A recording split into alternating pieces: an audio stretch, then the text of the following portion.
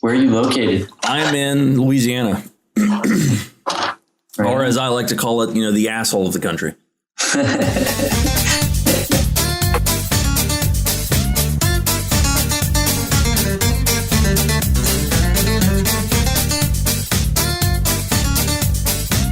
Greetings, citizens of the internet. Tonight we're going to be talking to David David Katzman, who's an author. He's written Death by Zamboni, A Greater Monster, and Kickstarter Letters. Is that correct? That is correct. Fantastic. So I'm going to kind of jump right into it. My first introduction to you is through my buddy Jonathan, who lent me a book, Greater Monster.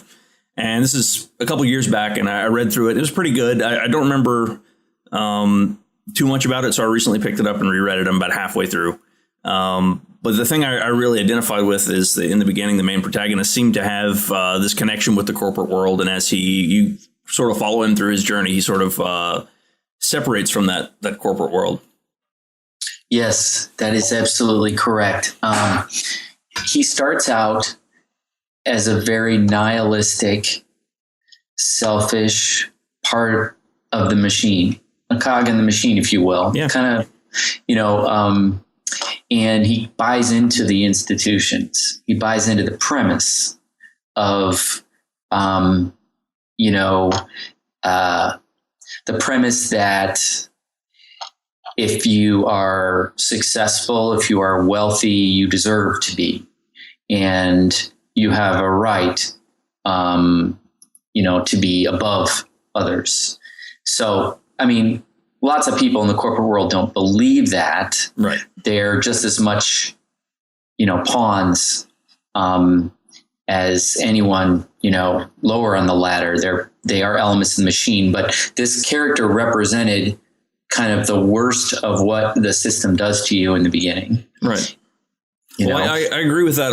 And I guess I empathize with that a lot, especially now, much more than then. I'd say even as much as a few years ago, I was still under the delusion that, somehow this whole rat race continuing to push myself to do this thing that I really don't want to do is sort of it's good and maintainable, and it's not going to drive me absolutely insane. Whereas now that I've gone through a little bit of more of life and sort of learned a few things about it, I don't find I just can't do it. I've sort of hit a wall in the corporate world, which I'm still there. I still am employed. I work as a IT system or security analyst. So I do basically network security for a major hospital chain here, and I absolutely hate it. It's driving me nuts. And I've always sort of had this creative side with making videos. I've had YouTube channels previous to this. But this one, I think I'm touching on something a bit more important than my other ones. And I think I've picked a better format. But I identified with him in his journey because I felt like that was me in that position, that sort of corporate mindset, and just being this cog in this machine, selling myself 8 hours a day at a time. And getting over that hump took psychedelics, which is sort of what your character has done, or your character did. He went through a psychedelic experience, which I thought you illustrated quite well.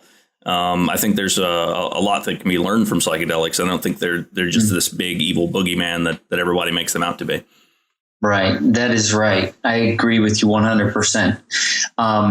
So, the biggest problem with the corporate world and the capitalist system and the stock market and its insistence on increased profits, the very nature of the majority of human civilization is that we are all placeholders in the economic world, and our value is only determined by how long we continue to increase the economic value of the economic system that we're part of. A corporation is really nothing more than a device to increase wealth, and the objects that it creates, whether that be widgets or iPods or healthcare, all of those things are really in the end interchangeable, because those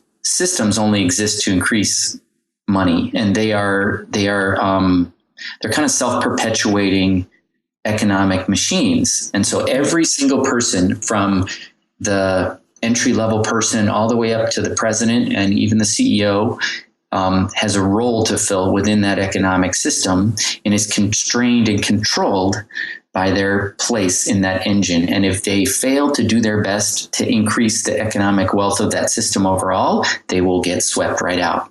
So if they aren't clever enough or smart enough or kiss the right asses or produce the right value for that corporation, then eventually they're going to get kicked out of it. Right. And even the president and the CEO has responsibility to increase the stock value. And so that by nature requires a lot of cutthroat behavior. It does. People are not really what's important, even ironically in healthcare. Oh, I'm painfully aware of that. And it's a Catholic, it's even worse is it's a Catholic institution. Mm-hmm. We do like 80% of the healthcare for the state is a Catholic institution. And I don't feel I feel they're very much for profit. They're not just I mean, I think the old guard of the original nuns and the whole story of how the health system here was founded, I think is a beautiful story. And I think that those people probably did have good intentions. The hospital system did take on a lot of it did take on the charity work for the local charity hospital that closed. It took over, all of that. It's also opening a children's hospital. So I do think it does good. But I don't think it really pays attention to or really cares about its employees. Right. It's very stale, and it also limits your creativity and your amount of self-expression in the particular field, because you have to put on this corporate face and you have to wear the suit and be this straight professional guy with no real opinions on anything. You have to sort of be a shadow version of yourself in dealing with these people. And you spend so much time in this corporate machine that you lose sight of, I guess, really reality. And the reality to me is that I think that ultimately we all want very similar things. And I think ultimately we're capable of providing those things for each other. And not having to do this or follow this, I guess, bad way of doing things. Right. The problem is that even for those of us who might wish to step outside the system, there's no space outside the system. Yeah, I've noticed. we're pretty much all just fucked. Yeah. There's, I read a very interesting book years ago called The Pathology of Civilization, I believe it's called, by John Zerzan. All right. And it definitely has some weird stuff in it. I didn't agree with it 100%, but it's a very accurate diagnosis of the sort of the psychosis of human civilization and how our institutions work against the real human nature that we could be embracing. And, a higher sense of community and love and cooperation, and that we live in a world of alienation. Well, and we're all competing. It's always been a theory of mine that the reason it gets to that point is because it's just a sort of this overwhelming momentum that just sort of pushes in this direction, because its focus has been placed on money. It has to make money. Or most places are that's where their focus is. And so it pushes toward this direction. And that's ultimately, I guess, where the corrupting power comes in, where no individual part of the whole thinks it's doing evil or it's doing something that's corrupt. Right. Everybody's just filling their role. No one actually thinks about the bigger implications of the things they're doing. I mean, it is absolutely no different than what happened really in Hitler's Germany. Yeah. I mean, every single, pretty much, except, there were people in that who very well knew that they were being cruel, disgusting human beings. But the majority of them just thought they were doing what they were supposed to do, following the government and following, the military and doing what they were told, and so it's that same mentality. And in John Zerzan's book, The Pathology of Civilization, he's what you would call an anarchist primitivist, which is a very hard lifestyle to sustain. I can imagine. Yeah. I can't imagine embracing it, but I very much appreciate his critique overall. Right. And he traces the corruption, if you will, all the way back to the origin of property rights, when the first, person, because obviously land, there was no reason it had to be owned by anybody, right? Yeah, it was kind of like Columbus going over with the Indians. He was trying to establish it. Like, hey, this is our land now, and they're like, yeah, sure, it's all of our land. Like they didn't have that concept of ownership, right? Yeah, and so people like Columbus and well before him, they started through power and domination. They essentially put up fences around property and said, "This is mine," right? And then the institution of time and clocks allowed also labor, to be commoditized, and for that to be another big step. And so he talks a lot about how the human civilization existed before, as tribal people I believe he said pre-linguistic, when we were sort of like that halfway zone between apes and humans, like Neanderthal or whatever, what have you, when we were small tribes, and I don't want to say he idealizes it, but he recognizes that there was plenty of like tribal killing and cruelty and so on, but he describes that lifestyle as being significantly less percentage of like violence, if you will, and killing. Mm-hmm. And when you think about things like Hitler's Germany and, Stalin and the slavery of Africans into America, and you think about the, hundreds of millions of people that were killed in pursuit of various economic and power struggles, it's not hard to admit the possibility that tribal people who war with each other occasionally may have been significantly less violent overall than society is today, or has been in the 20th century. Right. Well, recently in the past, decade or so, you can definitely tell that, we're living in a safer age now. And I think that's due primarily to the predominance of the internet. So there's something that can sort of make us feel reconnected with other people. Even though we live in huge cities now and no one knows their neighbors anymore, which is just strange to me. Right. But I grew up in a very, very small place and knew everybody. So it was, that was a point there. Well, I mean, I guess you were talking about us being like less, more peaceful. Yes. Yeah. So, but there's also correlation with what I was going with that is, before that, I guess you could see there's a steep rise with the rise of us becoming an industrial nation or industrializing the world. Really, mm-hmm. There's a steep rise in that I guess dangers in the world, murder rates and rapes and all that kind of good stuff. That's a crimes against children. It had raised up to that point, and it seems to drop off after we find a way, I guess, to reconnect with or feel, I guess, on the psyche of the culture. We feel more connected now that we have the internet, and I think that's probably distractions enter into it, but it's probably why the rate has dropped off in the past couple decades. Yeah, perhaps.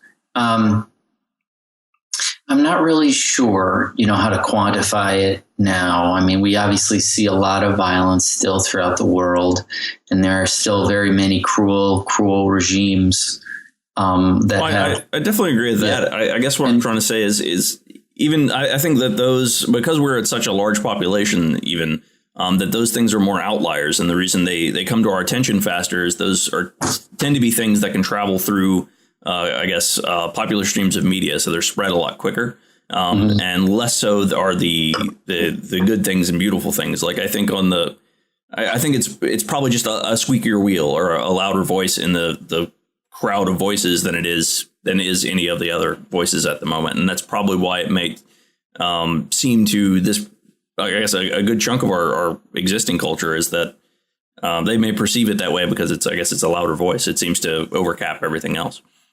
Mm-hmm. And with the rise of the internet, there seems to be the ability for that voice to be, I guess, broadcast from the individual and on an individual basis. They have more power, whereas the channels for media aren't as confined to newspapers and TV and stuff like that as they were in the past. Yeah, perhaps. I mean, I guess I see that. It's hard to quantify it because we don't really connect with. If you think about the poorest, the huge proportion of poverty in the world, when you think about like China and, maybe like very true. The huge, hovels in South America, whether that be in Brazil or in Sao Paulo and so on. And all those people who, there's violence and starving to death on the streets. We'll never be able to quantify those numbers. We really don't know because those people don't really have a voice. That's very true. So I think that you're probably right that we have less kind of active murders going on than we did when we had World War II. But I'm not sure overall if you look at early deaths due to poverty, whether you could really say, that we are better off or not. Right. But even if we are, the larger question of things like global warming and environmental, that's a big fucking problem. Of environmental devastation going on where, it could be in the next generation that animal species, will be going extinct, that will trigger some sort of break in the food chain that we're unaware of, whether that be the bees, or some other thing that we haven't even thought of yet. Let alone not even to speak of the fact that there's still a whole shitload of nuclear weapons out there that could be used at the drop of a hat. But let's put that aside. Just the fact that the capitalist corporate system is still continuing to exploit the environment as much as it possibly can, wherever it can. We could be saving more lives right now, but leading ourselves still right off that cliff. Well, yeah, I agree. I think that we definitely, I think we've got to do a lot of changing to do. And we're sort of running a race between either exterminating ourselves, which I think we're doing a pretty damn good job of so far, or trying to actively evolve ourselves into, I guess, a better human. Yes, I agree. And I think that's where it comes back to psychedelics, perhaps, as being something that can be helpful in evolving the human self to a better place. Because, the psychedelic experience is an opportunity for you to see that reality is more malleable than you thought it was. Mm-hmm. And the self is both nothing and everything, and also more malleable than you think it is. Yep. And so change is possible, and reality, this consensus reality that we live in, doesn't have to be the way it is. I agree. It just shows you the possibility that the world could be different. And it doesn't help necessarily make that space happen, because, like I said, there's still nowhere where you can say, I did LSD, so now I'm done.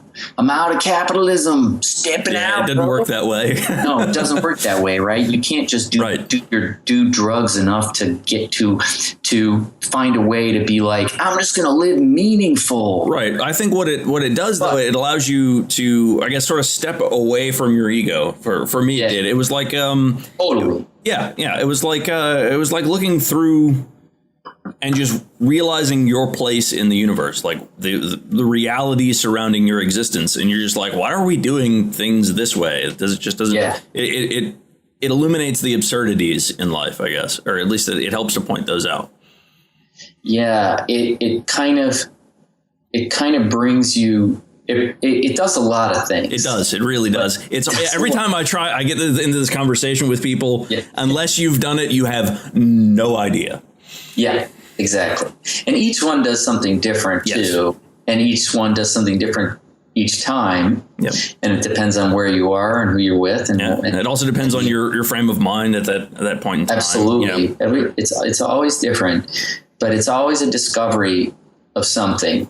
And even when you go to somewhere dark and you come out of it, I liked the dark places. You've learned something. For me, I experimented a little bit when I was in high school, and I didn't really get it. I got a couple nice little pretty visuals, but it was mushrooms primarily, and I didn't really. It wasn't my thing. We tried acid, but I think it might have been a bad batch or something. I have no idea. Nothing happened on that. So mushrooms was the only way to go, and it was in high school, but I didn't understand any of it. I got a little bit of it, but I didn't really grasp what it was trying to tell me. And then as I've grown into adulthood, I recently tried it again and followed, some various rules. It was a very large dose on an empty stomach. I really wanted to get the experience. And I went through an ego death. And every time it would show me something that was absolutely horrifying and terrifying, like something happening to my person or whatever it was okay if I let go. If I saw that thing happening, and I was just like, okay, that's fine. Just let it go. And then right immediately after that, it would just show me something completely beautiful and awe-inspiring and uplifting. Yeah. Yeah. It's sappy and spiritually crazy as that sounds, because I'm definitely not there's something about the marketing of religion and spirituality that just absolutely turns me off, or anybody that claims to have any sort of divine knowledge about anything. I immediately, the bullshit alarm just is way too loud for me to listen to any of that. Right. Sure. Yeah. I mean, the difference with the psychedelic experience is that you live it firsthand. No one else is telling you about what, no one's trying to advise you on how to live. It's just a discovery process. Yeah. And it does take quite a few days afterward to really piece together a really powerful experience. You need some time to really digest for sure. What happened. For sure. Yeah. Yeah. It's interesting, you speak of ego death because, that self, the ego or the self, or whatever that mental engine is, I think one of the big reasons that we have so much brainwashing and, in society, and also the religious fanaticism in society is, and the political fanaticism and the religious fanaticism, and I'm not even talking about the terrorists who are another level. Yeah, that's another level entirely. That's another level. Yes. I'm talking about an American society where people are so brainwashed that, they watch Fox News and they think it's truth. You know what I mean? Exactly. And they vote Republican, and even Democratic is brainwashed. But they're both sides of the same coin. Yeah. Like the people that passionately embrace things like conservatism and religion, and embrace that belief. The reason it's so dangerous in society, and things like the way they manipulate laws or shoot, abortion doctors, or, tear society economically apart and think that it's okay. Their egos have taken those beliefs and included them in their definition of their self. Right. So their egos are constructed from those ideologies. And so they would rather commit grievous cruelty than disassemble their concept of their self. Yeah. Because it's more frightening. I think it's more frightening for a human to realize that their ego is nothing and meaningless and fluid, and to change their self-identity than it is to actually die. I think that's also, I guess, a part of the problem is that when you're truly still and truly, I guess, trying to take in or take inventory of where you are and taking inventory of reality, it becomes very, very apparent that you're ultimately quite significantly nothing. Yeah. And I think that that's terrifying for most people. So what they try to do is they try and they get caught in distracting themselves, or caught in trying to find the escape, or the they're caught in the race. They're pursuing, either material gain, or they're, running the corporate ladder, trying to get somewhere, never actually realizing there's nowhere to get. Yeah, there's nowhere to go. There's nowhere to go. Yeah, exactly. Yeah, exactly. And so the ego death that can be provided through a psychedelic experience demonstrates for you that you can let go of those ideologies and recognize, I think, that there's something far more real and important in our nature and the opportunity to connect with others, and then you and live on a more compassionate level. Yeah. I mean, we can't. The problem then is, of course, we integrate back into society with our jobs and our families and our relationships, and most people are just as more fucked up than we are, and so we end up corrupting that value. But the psychedelic experience gives you a window into the possibilities. Yes. It doesn't necessarily make it happen. Maybe there are a handful of people who manage to kind of make a transition to sort of more compassionate way of living, but but I don't think many people can make it there. But either way, it does open up a window that there's a possibility for better ways to live as a civilization. That's even something I struggle with. I mean, I'm aware of all of this stuff, but in order to, I guess, sort of keep that general idea in your head while you're going through the daily life, frustrations with the children or my wife or just everything in general, it's very, very difficult. The idea of compassion is very, very difficult to hold on to. Yeah, I found through meditation and practicing cultivating that feeling within myself during meditation. It becomes much easier, because I agree. I think our brains are very, very plastic, and we're able to sort of mold, and we can actively participate in steering our personalities and our beings physically and mentally in particular directions we want them to go. I agree with that. And that's also one of the themes riding through the book, especially toward the end. And I agree with you about meditation, which is also something that I practice on occasion, as much as I can make time for, because I do think that the meditation is a perfect evolution and complement to the psychedelic experience. I do, but also with the meditation, something I found is, like, I've tried before, I guess, this sort of new idea that I've been trying this past couple of years, is I would force myself to meditate because I was told, that's the thing to do. But that's not it. Like, just going through the motion isn't it. You actually have to want to meditate. Like, you have to have that yearning for it. And I think it's just an interesting thing. I think a lot of people are caught up on Jungian idea that the men get caught up in the symbol of the thing and lose sight of the thing, which is, I think, where a lot of the problems with religion come in as well. They get caught up in the symbolism, and this book says X, Y, and Z, and that's it. And it's not about that. It's about the thing behind that. It's about the general feeling and I guess the ideas behind the words or the object. Well, I'm not sure about your thoughts on meditation. I don't necessarily agree or disagree, but I think that even if you don't want to meditate, I don't know why people would do it very much if they didn't want to, but that makes sense. I think that the practice of it's not easy. It's not easy to do, to just shut down everything except your breath and only focus on your breath. It's a difficult thing, and to recognize your thoughts stray and then come back to your breath. Mm-hmm. But,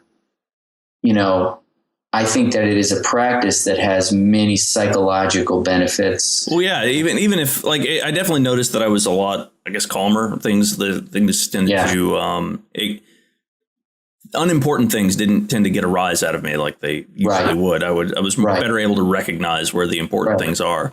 I guess maybe beyond that, as far as meditation practice, there's a lot of I think it's a Tibetan Buddhist idea, which is where I got it from, which is in practicing cultivating particular states in your mind.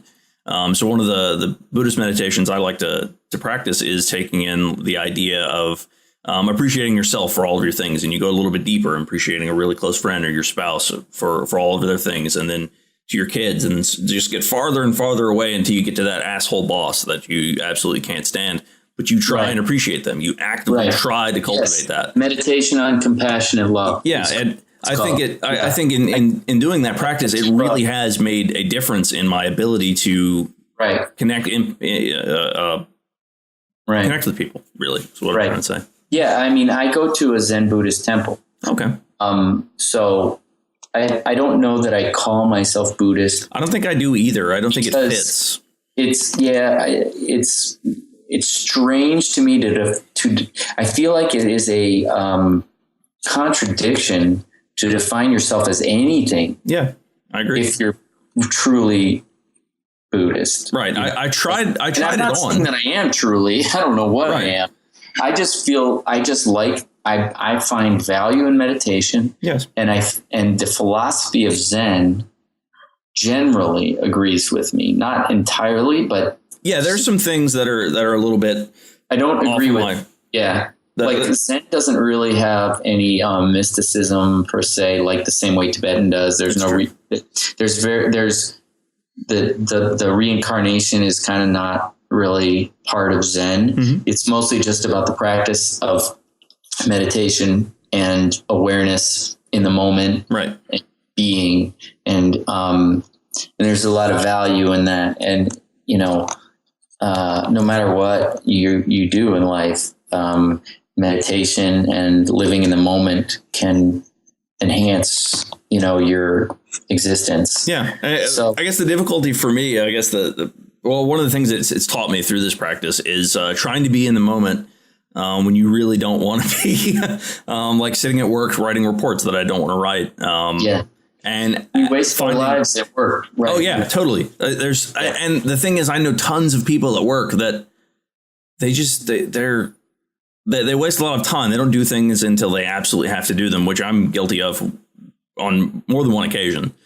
Well, I mean, no matter what productivity is a bunch of bullshit anyways. Yes. I mean, no matter what you're doing, all you're doing is you're trading your life for money. Well, yeah. And I've tried to explain this to my boss that I had the opportunity to work from home on at least one day a week, and that's fine. And she wanted me to start predicting, like I ride a motorcycle. That's all I have. I haven't owned a car in about 8 years. That's probably going to change as I've got another kid on the way. So that's more than likely going to change. Yeah, congratulations. Well, thank you. I have 2 boys. I'm hoping for a girl this time. I know a lot of people, and I used to be one of them that was, they're always, very against having a little girl because they're terrified about how to handle, boys and sex and that whole thing. Please. But it doesn't bother me anymore. And I'm excited about the idea of having a little girl. So I'm looking forward to that. We find out next week, actually. Nice. Yeah. So I'm very psyched about that. But crap. Where was I going with that? Tangents. They're fun. People at work. Yes. So I guess they don't. That's another thing that holds me to work is that I have a family to support, and I do work. Exactly. I do the work, and I'm really more productive on the days that I work from home. So what she was asking me was to let her know on the days that I chose to work from home. Well, the days I choose to work from home are typically days that it's raining and I don't feel like riding in the rain. It's more of a risk on a motorcycle. I have a family. It's not a risk really I need to be taking. But I can't predict the weather patterns that accurately. I don't know typically when it's going to be raining that day unless I'm looking at the weatherman. He's very frequently wrong, at least here. And so it's like I can't tell you a week in advance when it's going to rain. I don't know for sure. if I'm going to take that day off or not. I also, if I have meetings that day, I will put on rain gear and I'll go into work and I'll attend the meetings, and that's fine. But I'm more productive when I'm at work. So she's arguing this, and I told her, okay, well, I can't give you this. So arguably the only difference between me letting you know when I'm going to be in the office and when I'm not going to be in the office is my ass is in a different chair. That's the only difference. And at home, I'm quite a bit more productive, primarily because I guess I feel like I don't have all the distractions, and I don't have that feeling of being at work just crushing down on me. It's easier for me to just throw in some music that I actually want to listen to, not having to worry about disturbing other people in the office, and like crank out some paperwork that I need to get done or something like that. As much as I despise doing the work, I still do it because I have a family and everything I need to support. But I guess the whole idea of having this, it's the corporate mindset of, I'm trying to fuck them when I'm not really trying to fuck them. I will do decent work for decent pay. It's fun. But I do think they tend to ask too much sometimes. Like that is just a ridiculous proposition to me. I don't understand why that's necessary. Yeah. Well, I think in the end, regardless of those kind of factors of whether you're more productive at home or at work or distracted or not, I think that at base, going back to our purpose in these corporations, that we fill roles that serve needs to help increase profits, that in the end, really what we're doing is we're trading our life, our time that we live on this planet, this brief time we live here, we're giving that time to a company, corporation, so that it can increase its profits. And in exchange, it gives us some money that we use to pay for the various things that we want to buy, or our families, our home, and so on. So it is essentially, the kind of it is a form of slavery, really. Yeah. Because you can find some jobs that are better than others, and you can find bosses that are better than others, and we should all do that. Yeah, definitely. We should all look for jobs that we enjoy more. But in the end, there are very few people, very few people can work in a career where it's because it matters to them personally. There's very few people that can do that. It's extremely rare. For me, for example, if I could support myself as an artist or an author, that would be my dream. But it's supporting yourself as an artist of any kind is 1 in a million. It's like winning the lottery. Yeah, I'm very, very aware of that. My wife, she runs a framing shop, and she also does her own artwork. And her mother has actually made it as an artist. That's what she does primarily, and her pieces go for quite a lot of money. Not all of them are particularly my style, but I'm super impressed that she's able to do her art and make a living doing it. It just that idea blows me away. Yeah, it's a beautiful thing. It is, for those rare people that it can happen to. I've been through all the arts pretty much myself.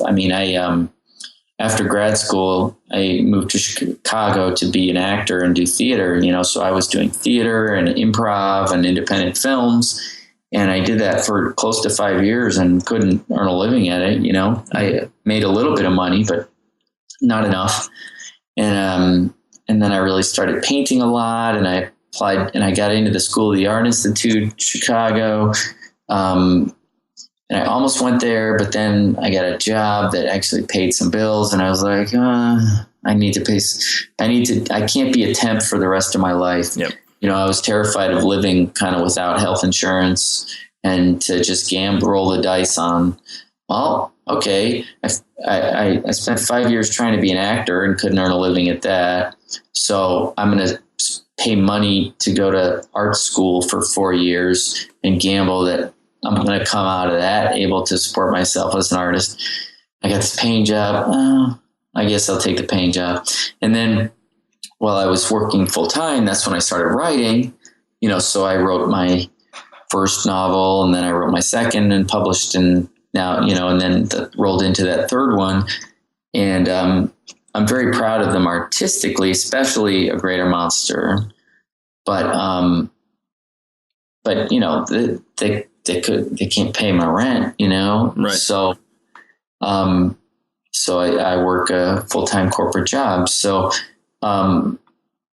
it's just the way it is, it just wasn't in the right place, the right time, with the right audience, whatever. And I mean, it's not like I begrudge that, but I wish I could support myself as a I think there are vast swaths of people that do. Like, I fancy myself a bit of a musician. I play bass, guitar, mandolin. I just picked up a banjo, which I absolutely love. I've got a didgeridoo, which is just for shits and giggles. Right. I used to play trumpet. Like, I've always really been into music, and I'm a pretty decent player. I've played in a couple local bands, never really made any money at it, but it always came down to I don't have the time. It was always choosing the time to invest one way or the other.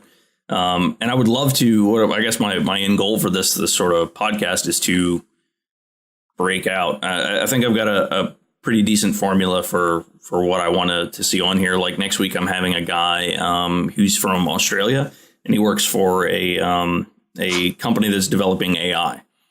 I think that'll be quite an interesting conversation. And I'm interested on having people like advertise on the show, but I'm not willing to cut any sort of. I'm not going to be some crazy dude on YouTube screaming for likes and stupid shit like that. I'm not going to advertise a product that I just disagree with.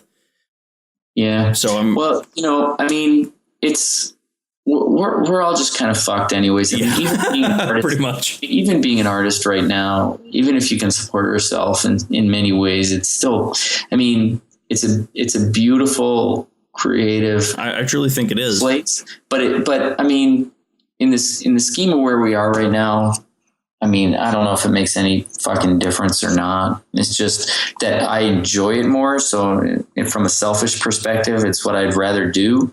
And I feel like, at least as an artist, I'm not harming anybody. Yep. I'm trying to evolve society. But I mean, if it actually had any impact, I'd be surprised. Yeah.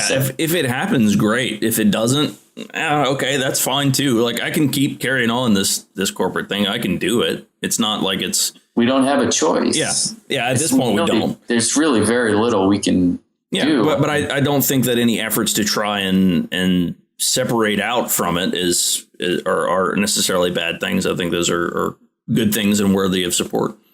So I was going to mention, because we were talking about psychedelic experiences, that, in the book, A Greater Monster, so there's a very literal sense of that character takes psychedelic drugs and he breaks through into another, reality. Right. And there's a very sort of literal sense to that psychedelic, but then the other metaphorical sense of psychedelic, of breaking through. I was also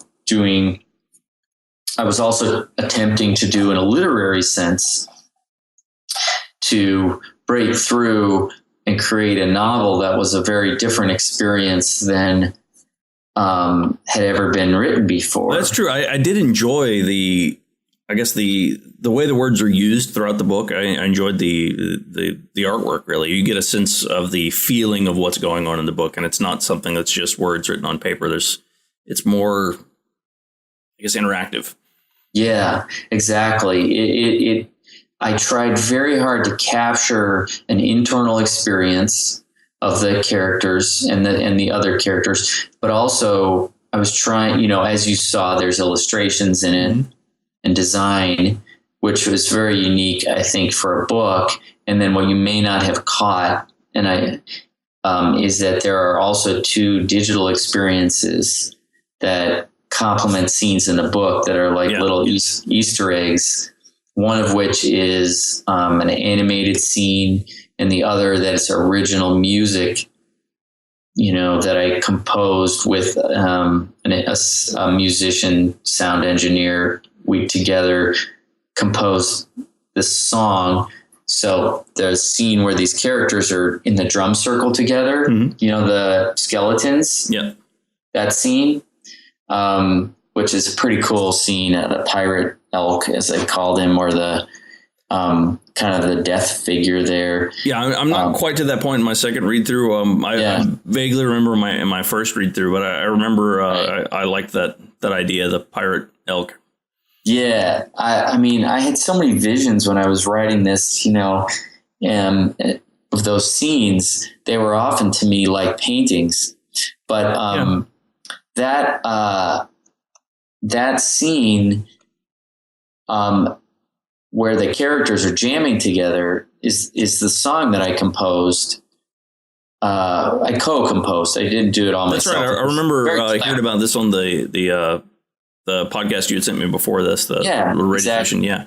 So then if you discover the secret URL that's kind of disguised in there, you could go hear it. So that idea of breaking through to a new reality, I was breaking the form of the novel, was breaking the expected reality that a novel is just a bunch of words on the page that you read. Mm-hmm. And I was changing the media so that the reader, if they are really focused and paying attention, might discover that sounds like a website. I should go there. And I'm sure very few people figured it out on their own. So now, there's clues, and I mentioned it in podcasts, for example, but so they can intentionally discover it. But that was the premise, that I'm breaking through to a new reality of what a novel could be, as well as what society could be, So it's a story that is a metaphor for that possibility for us.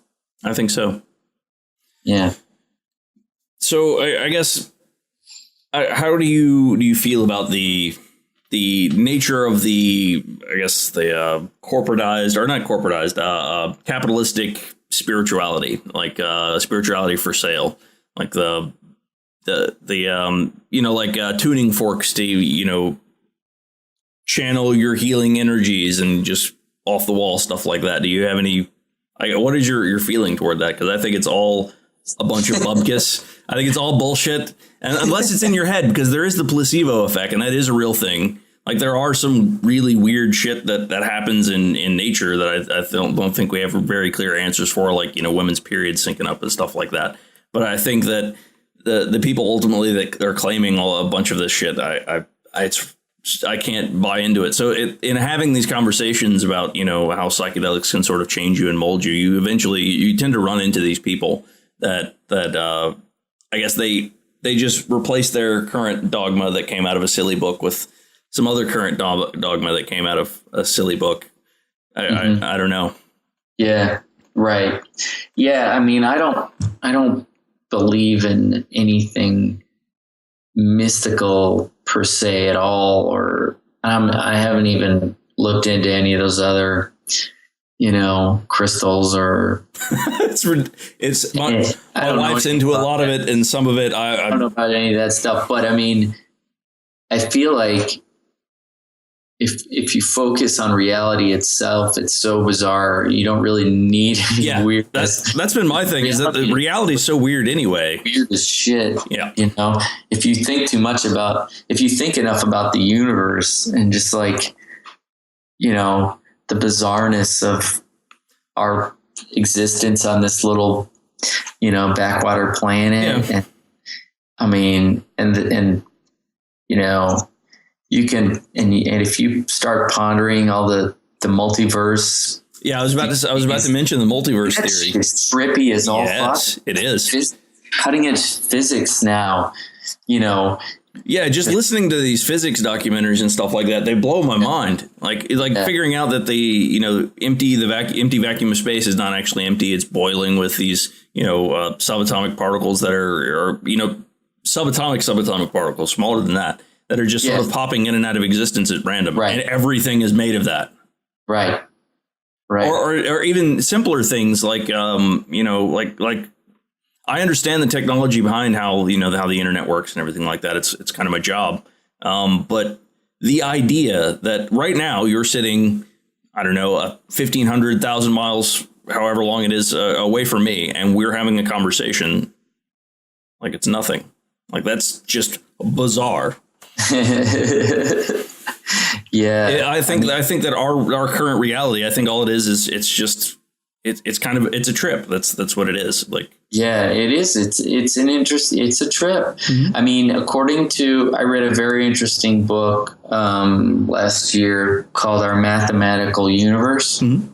And it's by a physicist evaluating, from his perspective, all the latest theories of physics about the universe and quantum mechanics and subatomic particles and stuff. And, all these things, you see how theories that we consider to be utter ground for reality, right, they can be changed like that, essentially. Yeah. Like Newton, everybody thought like, that's it, right? Mm-hmm. They thought that was reality. And then Einstein came along and it's like, nope. Yep. Completely different. Newton is a parochial view, is a very modest view of reality. Mm-hmm. And then, Einstein came in and said, wait, everything is really relative, yeah. But that didn't solve everything, because there was still a lot of problems with like, well, how actually does the quantum equation collapse? And then the Heisenberg principle and like observation makes quantum particles collapse just opened up another can of worms about, well, what does that mean that observation makes quantum particles collapse? And that is the crux of why the multiverse theories have started to come in now, because no one has really come up with a conclusive answer to why the particle collapse happens. Mm-hmm. Quantum particles assume a position in space when they're observed. No one's been able to really figure that out. So now the latest theories are, well, every single possible state of a quantum particle exists at the same time. Mm-hmm. And the universe is constantly splitting into infinite multiverses. So that's a theory, and it may be wrong, but it just shows you that the nature of reality is extremely malleable to our perception, and we don't know. We just don't know what is true. Yeah. And we will never know the base nature of reality. And so that's freaking trippy as all fucking hell. It is. It is. I think where that has been abused is with like the book The Secret, and the idea that just thinking positive thoughts, and the whole idea behind positive thinking is reinforcing your reality and creating your reality. I think that's a dangerous delusion in some degree. Right. I think it's important to consider your path, like what are the risks, and I think it's important to measure those things as you're sort of walking through this weird place. But when you peel those back a little bit further, none of that matters. It just all breaks down at a deep enough level that it all breaks down. Like, it becomes incomprehensible in the end. And so you're like, wow, that's part of what the psychedelic experience does for you, is you're like, you kind of recognize the absurdity of everything. Yeah. And so that helps you to realize, well, we could live a different way if we actually chose to, as a species. As a species. Yeah, if we all decided, if we all woke up tomorrow and decided, this is just silly, why are we doing this? Let's do this something completely different. We totally could. Exactly. Yeah, let's all just get together. I mean, it's absurd, but that's what John Lennon's saying about, right? Imagine. Yeah. I mean, it's cheesy, but it's also true. I mean, we could, but like we can't, because people can't break away from their economic needs. Exactly. We can't. We got a mortgage. We got families. Right. All right. Well, I think buy food at Whole Foods. What do you think about the idea of the super organism?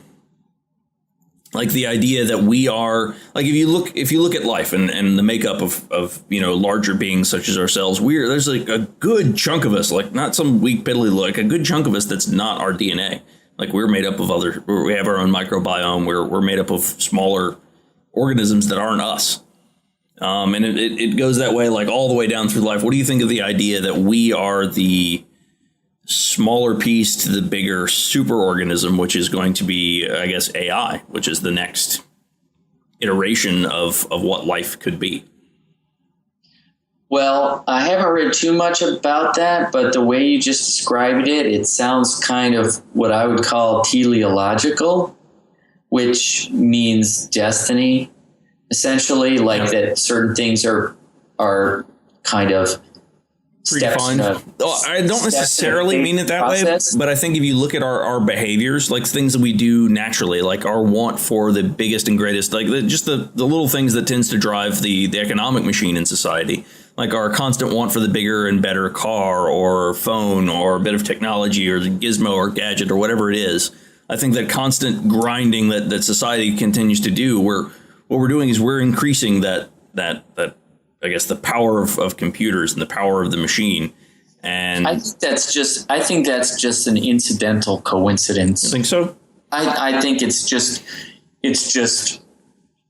technology has been increasing because it's a tool for increasing profits. It's just a side effect. It's just a side effect. I don't think it's like a futuristic evolution of our species or an eventual move to the singularity. I think that's just kind of putting a wishful thinking wrapper on the current, the current paradigm. The current paradigm, the current process that's going on. Mm-hmm. And so you're like, well, maybe it's fate. And we're going to, like you said, we're going to create an AI that's going to perfect the world and make humanity redundant. I'm like, it may not happen that way. We may create AI and it may just be like, fuck you, and just wipe us out. It's entirely possible. Like Ultron. Yeah, exactly. Or it could be indifferent. It could just be like, well, I'm not going to help you with your problems because they're your problems. You figure this shit out. I've got it figured out, and he can just push off to some other planet. I don't think we're going to create AI. I don't think it's possible to create. I don't believe, this is just my belief, I do not believe we're going to create artificial consciousness, because I think there is something innate in animal consciousness. The process of evaluating yourself and kind of self-reflection is impossible for AI. It's impossible for a it's impossible for a programmed entity to become self-aware. To me, that moment of self-awareness is not going to happen, because I do not think programming can permit it. There's something in the organic mind that is uniquely non-programmed. Well, I think that brings in the whole idea of behind the quantum computer, in that a quantum computer, like when it's calculating things, it exists in all possibilities at once. And so would that not constitute kind of what our mind is? Would that entity also be not, if it can exist in all potential possibilities, then can it not also exist in a potential possibility where it is a reality and constitute that idea within itself? I think I think life may be a more pervasive wave through the entire universe, which is why we happen to pop up on this planet, and that it can exist in, I know this also goes off some wishy-washy spiritual path, but it can exist in things that are non-organic as far as we know it. And in creating a system that is capable, a machine, if you will, that is capable of reproducing everything that is us, why would it not take on those aspects? Maybe that's just I think that might be a sort of a pervasive wave that might actually be able to catch into something like that. And we might be the next iteration, or the smaller piece to the greater superorganism. Yeah, I just don't think that Not that I have any sort of answers or that any of that can be backed up with science. Quantum computer is completely hypothetical still. And kinda, they've got a good chunk of it worked out. Yeah. They have figured out how to create quantum bits without needing the supercooling now, so they can start to expand on the minuscule quantum bits that they can already create. Yeah. And it's not for a computer that you'll have sitting on your desktop. It's for much, much larger things. And I just don't think, I just think it's impossible for a programmed entity to be self-reflexive upon itself and ask itself why it's doing something. Well,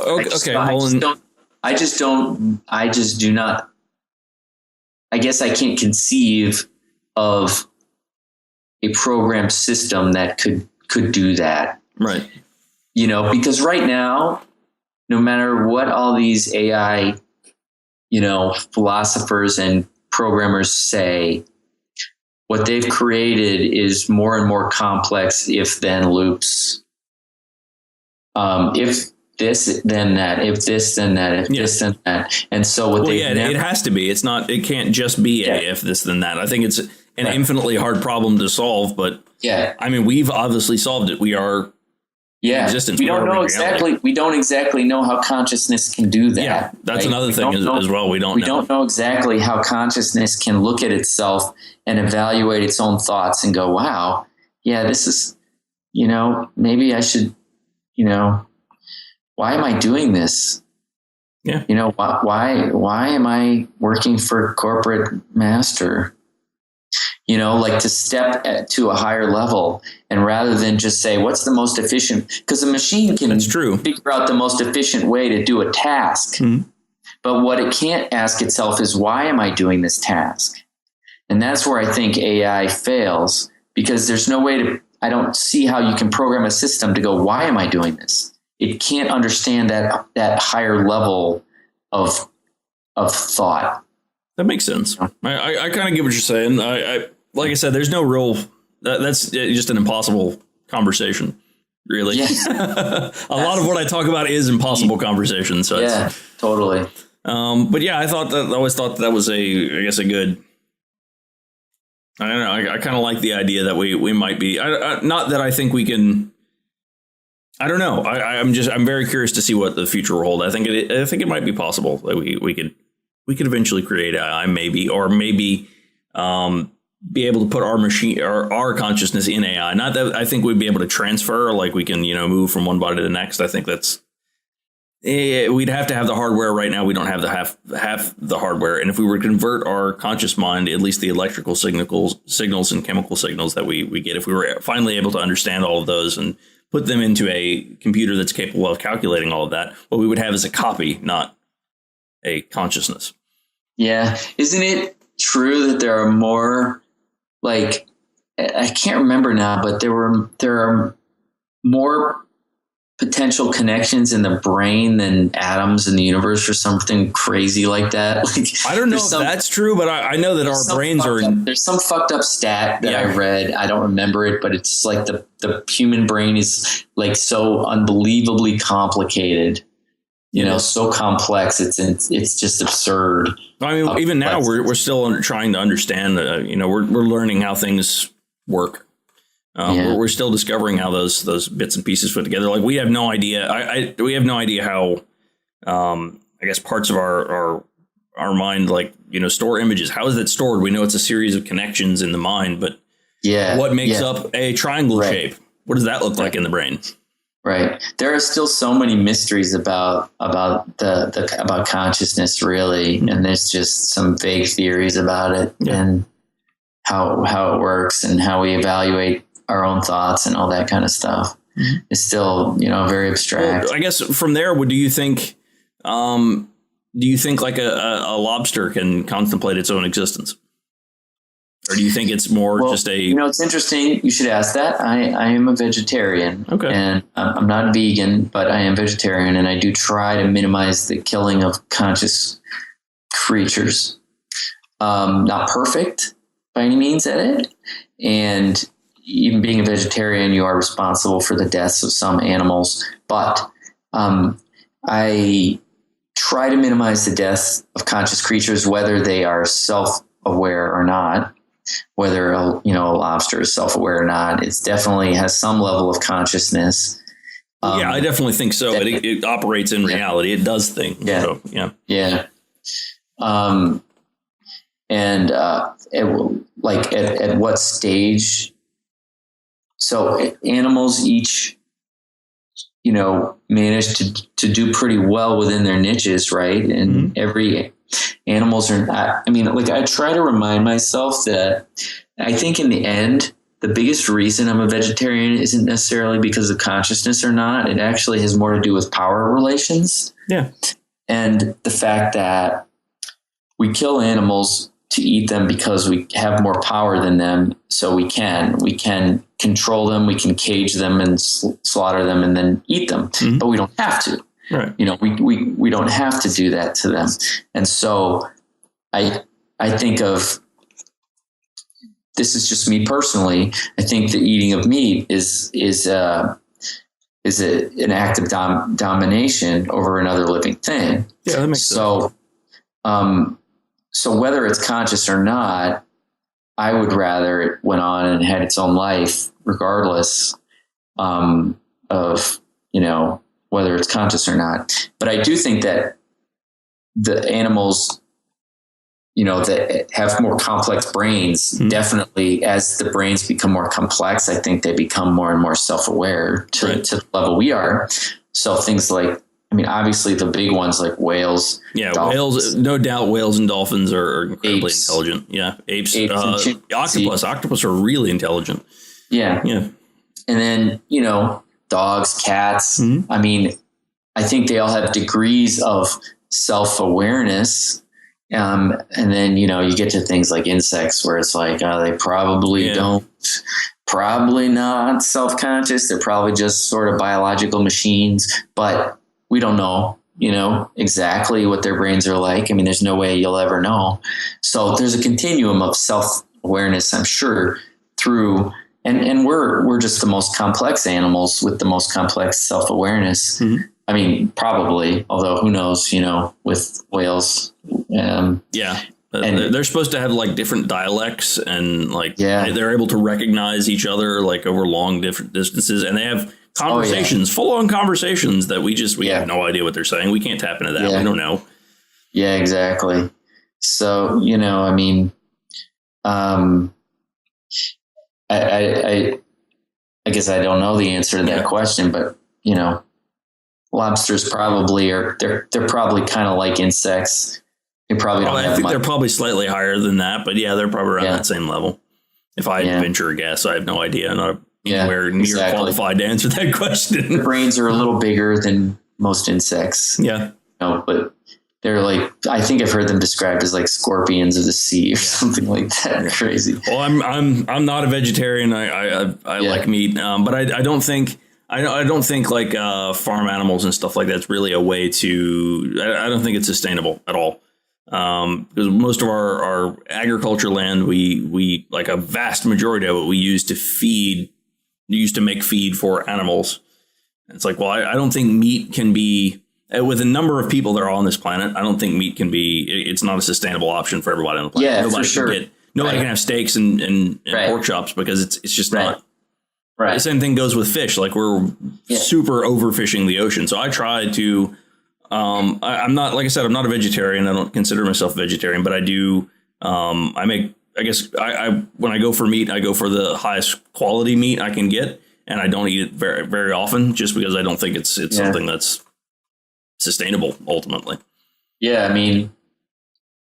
It's definitely, a fact that creating a pound of meat protein uses up significantly more resources, water and land to grow the feed for the animals than a pound of vegetable protein. Right.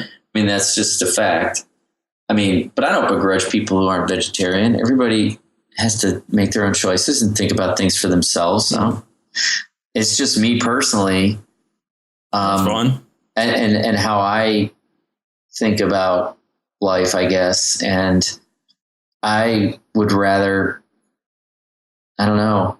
I just feel like, I want to minimize my personal responsibility for killing living things. I completely understand that. I mean, as somebody who buys into a lot of what the Buddhist side of the argument has to say, I mean, it's there. It's an idea, but it's not something, I guess. I don't know. I kind of see it as something we can do a lot better as society. But I still really enjoy meat, man. I like bacon. Bacon is amazing. Yeah. I don't know. I mean, I actually like, I think, speaking to my power, thoughts on it, like if we were still tribal people who hunted off the land. Oh yeah. I think who grew some food and hunted for animals and were sort of on a more equal level with them. That to me seems more natural, because then we're like animals that are within the food chain. And, if you were maybe using bow and arrow and that kind of shit, rather than a machine gun to gun down a buffalo or whatever, that's probably closer to a more natural way of living, because you're part of the food chain, and maybe you don't catch the fox that week. And I do think that but now animals are just caged. It's a power. To me, it's more of a power thing, where we are stronger animals. So we take these other animals and we put them in cages until we want to kill them and eat them. And to me, that is as much an act of domination. Oh yeah, I totally agree. As slavery, or rape. Yeah. But that's just, I mean, it's not, that's my personal point of view. And I recognize that most people do not think that way. And I don't begrudge anybody who doesn't. That's just how I internally came to the decision to be a vegetarian and whatever. So, I mean, that's all well and good. I can see your merit, and everything you say makes sense to me, but I guess it's so very easy for me to separate out the killing and the animal's life as a thought. It's so easy for me to separate when you see it's nicely packaged in the store. Something I've recently been turned on to is the idea that of hunting for conservation, which sounds as strange as possible.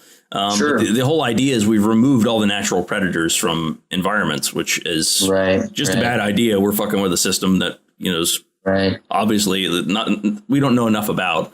But in doing so, we've created an abundance of like deer and introduced animals into places that shouldn't be there necessarily.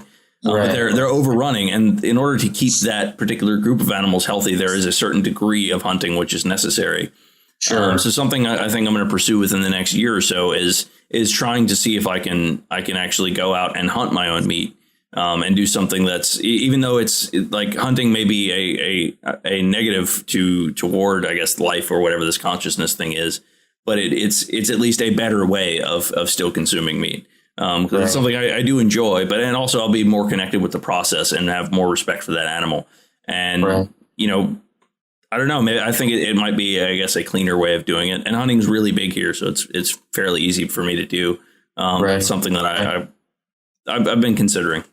Yeah. I mean, I understand. It makes sense. I mean, it's all very ambiguous and ironic, and well, I guess the main problem I have with it here is the types of people that you typically find hunting.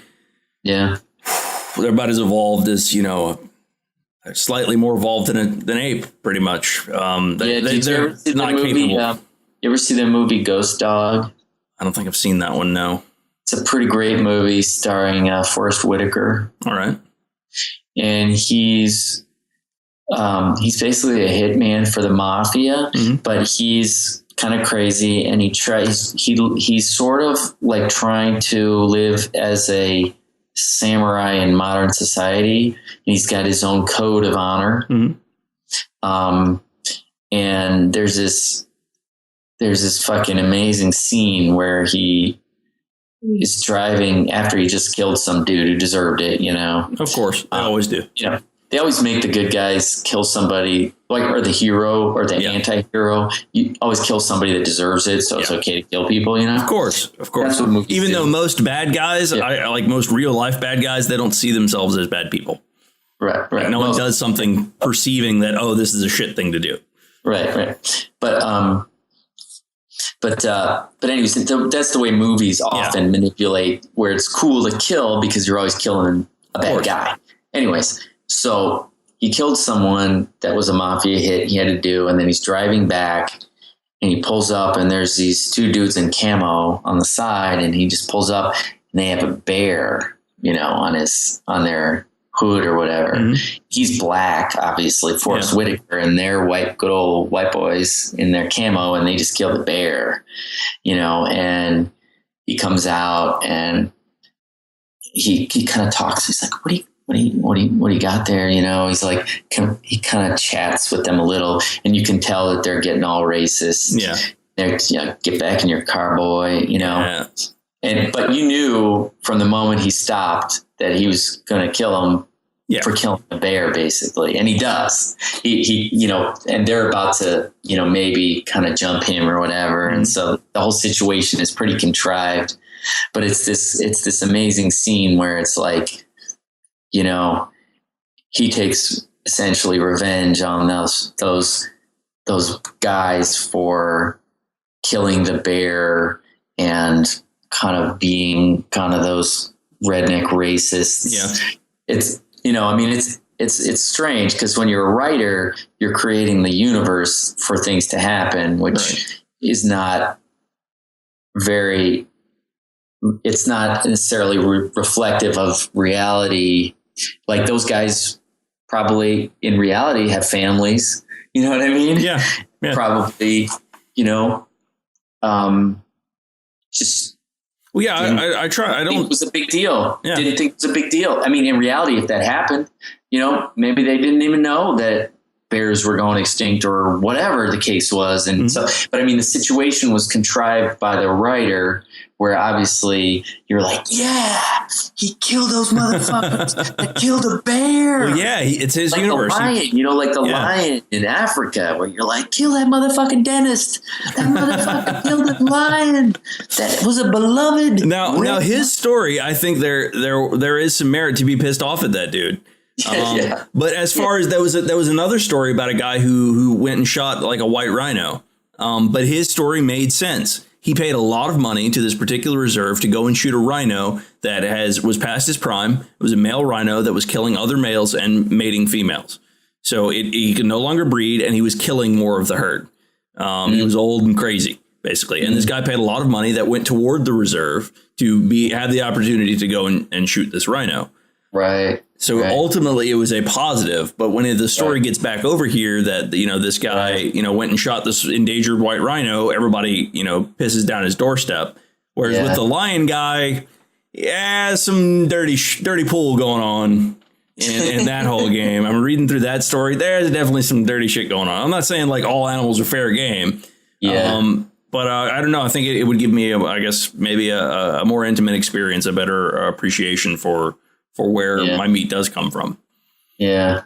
Well, I mean, these things are minor compared to the general environmental devastation that's happening because they're chopping up the rainforest for wood. That's very true. And for land, you know, I mean. Oh, I still get people here that don't buy into the global warming thing at all.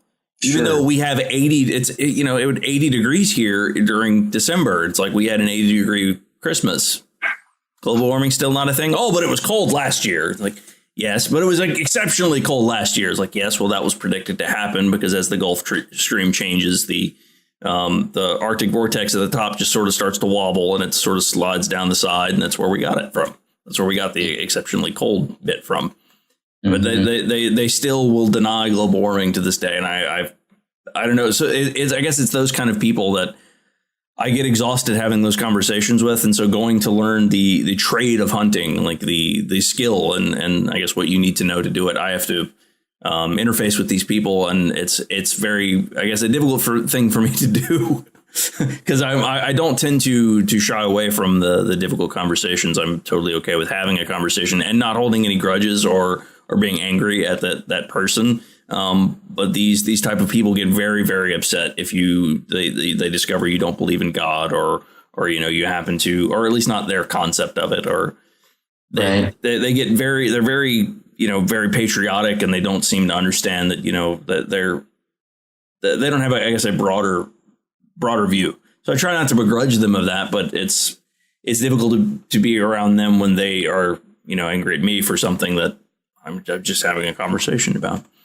Right. But sure. It's still a skill I want to learn. Yeah. No, I understand. Mm-hmm. Makes sense. Cool. Isn't it though? So I guess what are your do you think it's that your art or your creative pursuits have to be something that you suffer for? Do you think there's something gained from suffering for your art? No, not really. I think creativity doesn't have to be suffering. I think it's about exploring, mm-hmm. and suffering is, maybe that's a bad word. I guess more. It's not something that or success in a creative field is not something that is come through easy means. Typically, you have to sacrifice a larger portion of time that you would otherwise have spent with either family or in your professional, I guess, your career, your corporate life. Would you not? In that sense, yeah, it definitely takes a lot of perseverance, and dedication to create any form of art and put time in and invest in enhancing your skills and crafting something that you're proud of. Mm-hmm. I mean, except for maybe there's a handful of people out there who are just incredibly naturally good at any one skill. Well, I think it's mostly it's a succession of failures that really ultimately leads there. Mm-hmm. At least that's where it has been for me. It seems to be like I learn a little bit every time I have a setback or something. I tend to learn a little bit and try and apply that to the next phase, I guess. Right. I mean, I just think of it. I tried, like the process of writing A Greater Monster, among others. I tried not to think of it as, like an evolution or series of steps that was getting anywhere. Right. I just thought of it. I kind of just lived the process of exploration and enjoyed the writing itself, and then just discovered the book out of it, really. Mm-hmm. Which I then crafted and crafted and crafted and crafted. But I think creativity can just come from exploration, and psychedelics are a form of mental exploration that can help enhance creativity in the long run. If mm-hmm. Not during the experience. No, you're not very functional, at least not in my experience. Yeah, you're not functional. Exactly. No. You're not going to write, paint, or play an instrument or perform in a play, right? But I guess it gives you that sort of sideways perspective on thinking that allows you to get to those creative spaces a little bit easier. Yeah, exactly. It can kind of open your mind a little bit, that can trigger some things in the long run that later will allow you to go into a creative state where you can discover things that you were not aware of, whether that be in art or writing or music, that you can invent. You can be more inventive and exploratory and discover. Because A Greater Monster was a constant process of discovery for me in what I wanted to say and what it was about, and that's why it worked for me. And I didn't get bored with it because I kept discovering things. Well, I think that's sort of my process for creativity. Anytime I've had any bit of inspiration or anything that I've written, like a really good piece of music or something, it's never something that I've Like it's kind of a weird way of getting there. It's not something that I ultimately, yes, I want to do this awesome creative thing, whatever it be, music, art, whatever. But in the process from getting to not that thing to that creative thing that you've created that was successful, or even not successful in your own eyes, but getting to that point, I think that there's you can't actively say, okay, this is what I'm going to do. Here's the formula so that I get it. At least that's not the process for me. For me, it's something that I sort of have to just let it. I basically set that as my goal and just sort of focus my attention there, and eventually just sort of drifts in that particular direction. And I pick up little things along the way that help me go that way. So it's a slow steer in reality toward the direction I want to get to, and less of a deliberate, this is how I'm going to do it, this is the path. I think a lot of it is learning through successive failures. Right. At least for me, that's how I've gotten through it. Yeah. I mean, that sounds like a variation of what I'm saying, basically. I mean, and every person has to find their own style of, creativity and creation, and you just have to give yourself the freedom to, kind of try and, explore the form that you're interested in and see what comes of it. Yeah. So I know it's getting late, so we're probably going to be cutting this short soon. But you're I guess from an older generation, if there was anything that you could tell the age range of about 25 to 30, do you have any advice or anything that you'd pass down?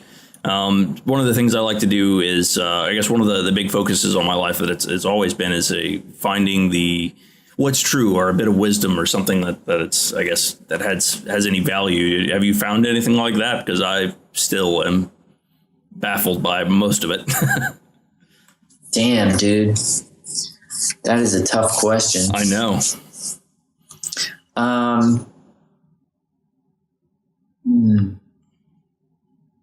I guess if there was anything you could tell your 25-year-old self, what would it be?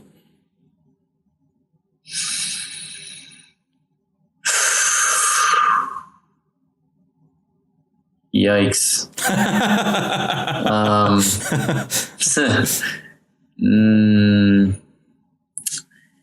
I guess, I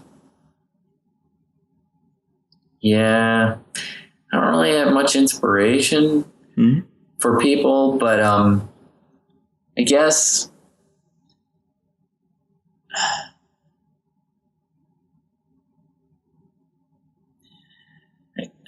I don't know. I mean, I guess try not to settle too early. Yeah. And just try to keep exploring and discovering new things as much as you can, and maybe not lock yourself into one path too early. But I don't know. Everybody is in such a different place in life that's probably completely not good advice for, a large number of people. I think it's mostly subjective. I mean, the good thing about advice like that is it tends to speak to the people that need to hear it. If people that aren't looking for that advice, or that advice doesn't fit necessarily the keyhole that they need, then it doesn't work. It just sort of bounces off. That's at least been my experience. But your book, A Greater Monster, was probably, it's the only one of yours I've read, to be honest, and it's one of my favorites. It's definitely helped me. It was the root of a bunch of ideas that I'd sort of tossed around, but never really had any form to put them together. And they sort of helped me solidify a bunch of the ideas that I'd had about my life and the nature of reality and stuff like that. That's cool. Nice. But yeah, man, I really appreciate you coming on. Thank you for your time. I know it's like 12:45. I'm a bit of a night owl. I tend to stay up late, but we'd love to have you on again shortly after I get my actual studio built, which is at the moment where all of my money's going. Cool. Eventually I want to have a studio where I can I want an actual manager to manage content that's going to be coming on. I also want to be able to rent out the studio to other people that are trying to create something similar. And I'm using my knowledge and technology to sort of get there. Cool. Yeah. Well, it was great talking to you and meeting you. Yeah, it was really nice conversation. So thank you. Certainly. And thanks. It was nice having you. Cool. Yep. Have a nice night. You too. Bye.